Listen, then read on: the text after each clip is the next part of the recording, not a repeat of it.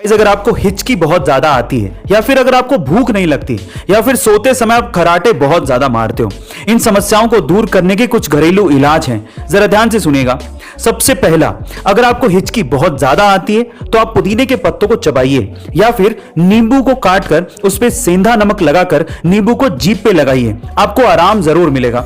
दूसरा, अगर आपको भूख, पानी में काला नमक और नींबू मिलाकर पीजिए, आपको भूख लगना शुरू हो जाएगी। और तीसरा, अगर आप सोते टाइम खराटे बहुत ज्यादा मारते हैं जिससे आप भी परेशान हैं और आपके आसपास वाले भी परेशान हैं, तो इन दैट केस आप इलायची को गर्म पानी के साथ लीजिए, जिससे आपको खराटे मारने की समस्या दूर हो जाएगी और आपको गहरी नींद भी आएगी।